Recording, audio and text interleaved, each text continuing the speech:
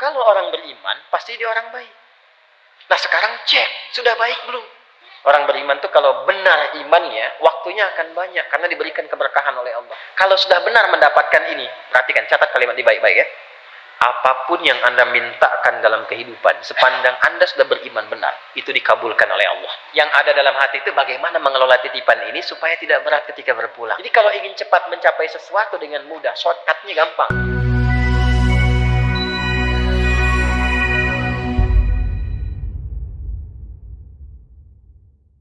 Kalau orang beriman, pasti dia orang baik.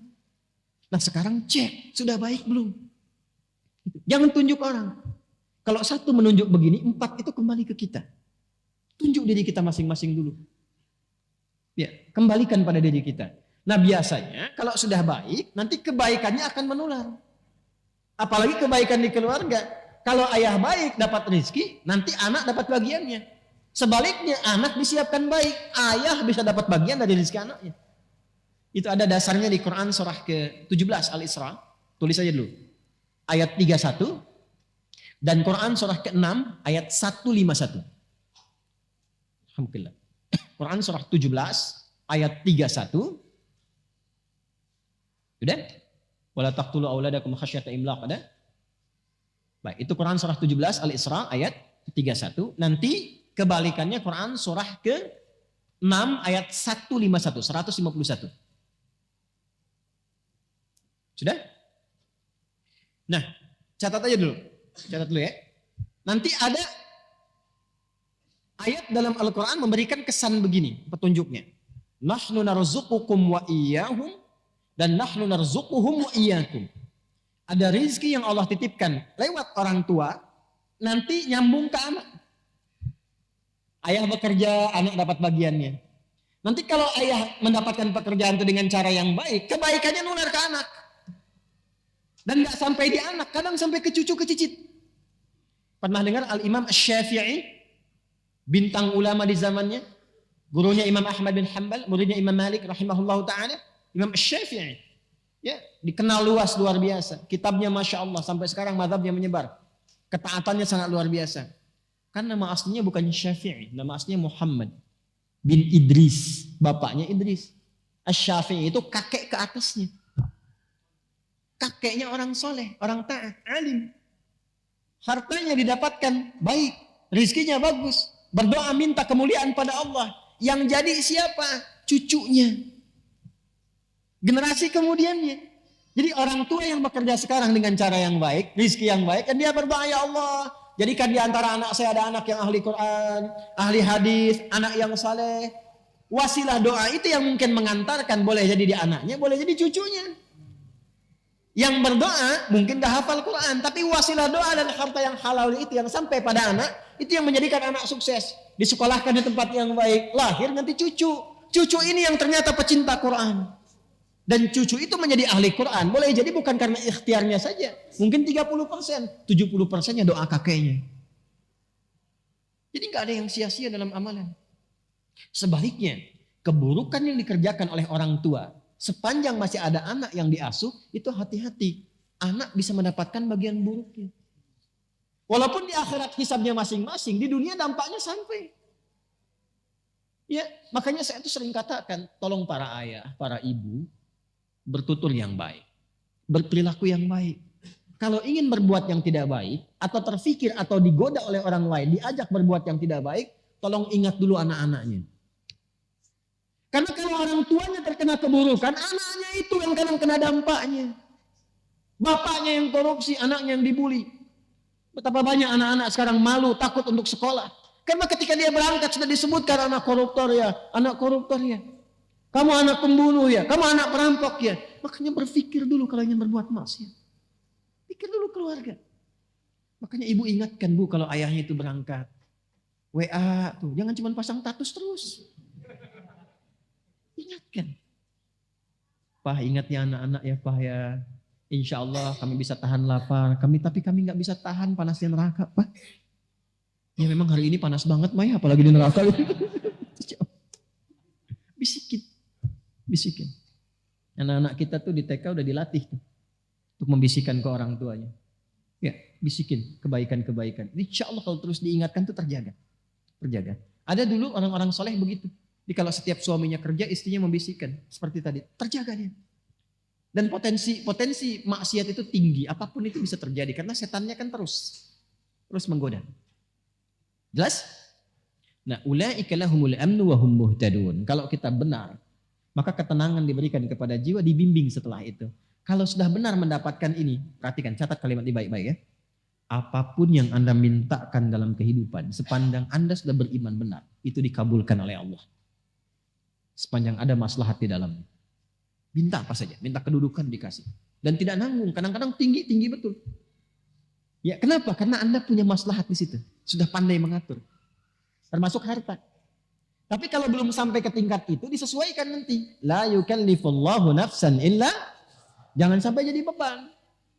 Bukan gak diberi, tapi disesuaikan. Ya Allah, saya itu udah tahajud. Saya juga udah baca Quran dan menghafal. Tapi kenapa saya minta mobil belum dikasih juga? Motor dulu.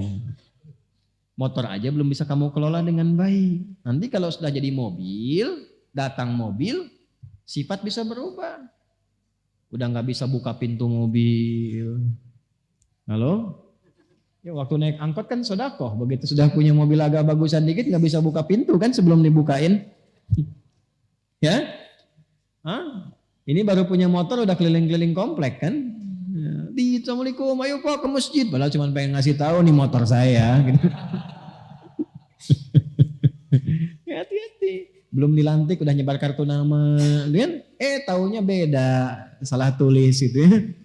Salah lantik. Ini kalau sudah ada iman tuh semua kelihatannya biasa. Harta biasa. Nggak ada bedanya. Antara terlihat banyak dengan sedikit. Nggak ada. Yang ada dalam hati itu bagaimana mengelola titipan ini supaya tidak berat ketika berpulang. Selalu begitu. Dan itu enak. Nggak ada beban pada akhirnya. Nggak ada beban demi Allah saya katakan. Nggak ada beban. Anda tuh melihat 1 juta dengan 1 miliar. Sama aja. Kertas. Sama aja kan. Tuh tahu. Sama aja. Nggak ada bedanya. Ya, dan pada akhirnya sudah usang juga. Jadi problemnya cuma begini, itu 1 juta dengan 1 miliar, sama-sama habis juga kan? Sama-sama hilang ya. Saya tuh kadang suka begini, saya suka heran tuh. Kadang-kadang mau senyum sendiri, takut dikira orang aneh. Tapi ini perkara emang patut disenyumin. Orang berangkat gelap, kerja, capek begini, mencari sesuatu yang mau habis. Mencari sesuatu yang habis. Ya, berangkat, bahkan kadang ada yang berkelahi, ada yang berselisih. Memperebutkan sesuatu yang hilang. Ya, yang kalau dimakan keluar jadi kotoran. Disimpan juga hilang juga. Terus hidupnya begitu aja. Berangkat gelap, pulang gelap, kerja lagi. Berangkat pagi, kerja, siang kerja, malam kerja lagi. Ya? Jadi nggak ada yang dalam hidupnya itu semua kerja bagus memang. Tapi ketika dapat sesuatu, hilang. Ya. Bahkan ada yang harta banyak tapi nggak punya waktu. Sayang. Banyak miliarder, macam-macam triliuner dan sebagainya. Hartanya banyak. Tapi kelihatan nggak punya waktu. Saya kasihan gitu ngelihatnya. Ya, hidupnya buat malam sampai tidur itu pun mimpinya tuh mimpi kerja. Ini kebijakan buat besok. Kasihan. Ya. Ada orang harta banyak nggak punya waktu. Ada yang kebalik. Waktunya banyak nggak punya harta. Itu pengangguran. Ya, pengacara pengangguran banyak bicara gitu kan. Ya itu. Waktunya banyak tidak punya harta. Ya sedikit. Ada lagi yang sedikit harta sedikit waktu. Itu yang tipe-tipe pekerjaan terbatas. Yang dapat salary terbatas itu. Yang belum akhir bulan udah habis gitu. Ya berangkatnya kan gelap kan. Berangkat gelap dipaksa kerja gini belum akhir bulan habis. Nyicil lagi. Utang lagi gali lagi. Tepuk lubang lagi. Sedikit waktu, sedikit harta. Jadi dia punya sedikit untuk dirinya, tapi sedikit juga yang dia dapatkan. Ya, yang hebat itu kan banyak harta, banyak waktu. Itu kalau di teori marketing itu sleeping investor namanya. Di teori marketing dunia, dia invest, tapi dia sambil tiduran, waktunya banyak, hartanya banyak. Tapi kan cara mendapatkan harta itu kerja juga dia kan. Makanya tarik ke marketing akhirat. Itulah orang beriman. Orang beriman tuh kalau benar imannya, waktunya akan banyak karena diberikan keberkahan oleh Allah. Jadi itu jalan ke pekerjaan aja masih bisa hafalan Quran. Masih bisa ngaji, masih bisa dengerin murattal, waktunya banyak. Jadi nggak ada kata nggak punya waktu untuk ngaji, masih banyak waktunya. Zikirnya itu bisa sambil jalan, pulang aja jalan. Ya, sambil zikir, di kendaraannya juga masih dengar Quran, diskusinya masih bermanfaat. Itulah yang banyak waktu. Dan banyak peluang. Kalau bentuknya harta diberikan oleh Allah, bentuknya kedudukan dinaikkan oleh Allah, karena ada manfaat di dalamnya. Jadi kalau ingin cepat mencapai sesuatu dengan mudah, shortcutnya gampang. Beriman dengan cara yang benar. Nah, tanda orang beriman itu kalau sudah beriman, diberikan ketenangan, dapat bimbingan. Bimbingan pertama yang Allah berikan, wahum muhtadun, itu bimbingan untuk berbuat baik. Ya, setiap yang berbuat disebut dengan amal. Setiap kebaikan yang didorong oleh iman disebut dengan soleh. Amal baik yang dihasilkan oleh iman disebut dengan amal soleh. Karena itu di sini kalimatnya berbunyi, wabasyiril ladzina amanu wa amilus. Itu yang saya katakan di awal, orang beriman itu pasti baik. Jadi kalau kita sudah jadi orang baik, apalagi diisi dengan ilmu, apa saja gampang didapatkan. Mau jadi apapun. Beriman yang kuat, ilmu, isi. Sekarang mau jadi apa? Imannya dulu. Makanya dulu orang-orang hebat itu dimulai dengan penguatan iman. Dulu bukan sekolahnya dulu Pak, sholatnya dulu. Lalu Quran. Sholat sudah bagus, Qurannya sudah bagus, lalu ditempatkan di bimbingan para ulama. Mereka belajar. Kalau saya sebut ulama, jangan bayangkan yang materi Islami saja. Itu orang Islam dulu itu, hafal Quran, hafal tafsir, tahu banyak hadis. Tapi saat yang bersamaan ahli fisika, ahli matematika, ahli kimia, ahli kedokteran. Itu ada buku kalau nggak salah Bidayatul Mujtahid tuh di situ tuh, yang terjemahan warna biru itu sampulnya, terjemahannya Bidayatul Mujtahid. Itu karangan siapa? Ibnu Rushd. Siapa Ibnu Rushd itu? Dokter bedah. Dokter bedah hafal Quran dan bisa mengarang fikih, kitab fikih komparasi mazhab. Ya, ini bab ini pendapat ulama ini disajikan. Nggak ada tarjihnya, dikomparasikan. Yang nulis siapa? Dokter bedah. Ini dokter bedah dulu tuh dokter spesialisasi pembedahan tapi juga hafal Quran. Itu yang sekarang mesti kita wujudkan.